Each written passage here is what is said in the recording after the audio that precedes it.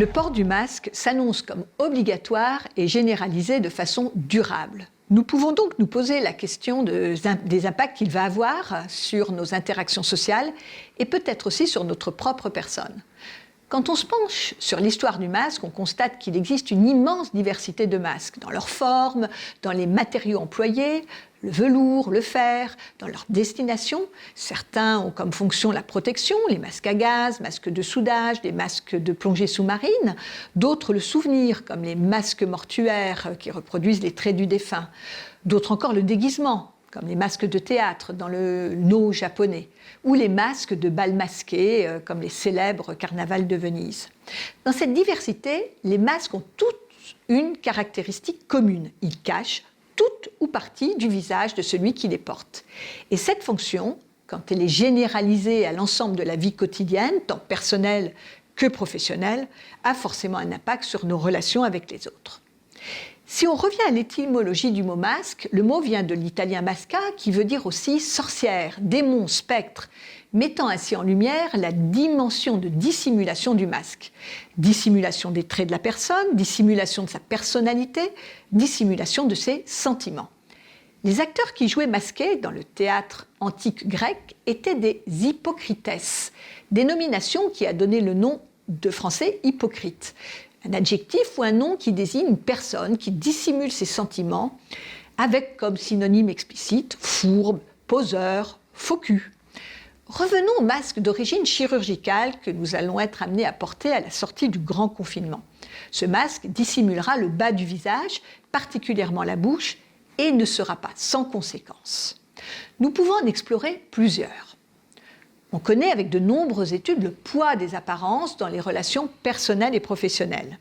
On sait ainsi que les personnes perçues comme belles ont plus de chances de progresser professionnellement que celles vues comme laides, qu'elles sont mieux appréciées, mieux payées, qu'elles bénéficient d'un a priori favorable que non pas les personnes moins gracieuses. C'est le cas d'ailleurs dès la petite école où il est démontré que les enfants mignons ont la faveur de leur maître ou de leur maîtresse qui les dote d'une confiance en soi très précieuse pour leur avenir.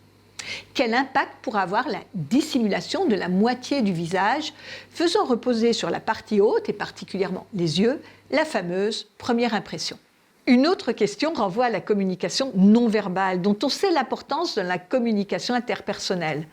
La dissimulation de la bouche va donc occulter les sourires, les grimaces, les pincements de lèvres, la langue passée sur les lèvres, renvoyant verbal des messages que faisaient passer des signaux comme la mimique d'excuse, le sourire d'assurance, d'accueil ou d'apaisement. Ce sera certainement une source d'ambiguïté, voire de mauvaises interprétations.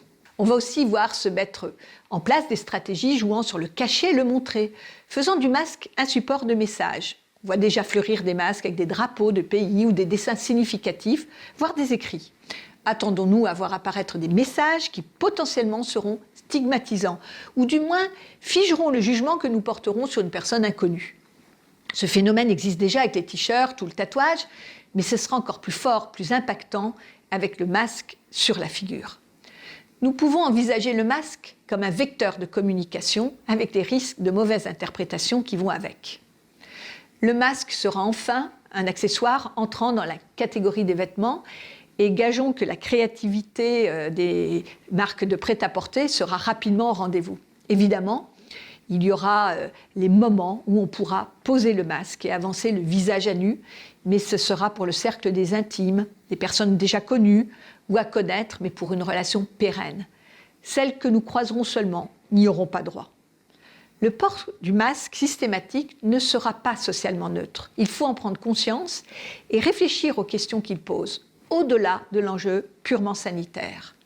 Pour éviter d'évoluer dans une société avec encore plus de faux-semblants qu'elle n'en a déjà, pour éviter d'ajouter de l'angoisse à l'anxiété, il nous faut véritablement penser à un vrai savoir-vivre masqué.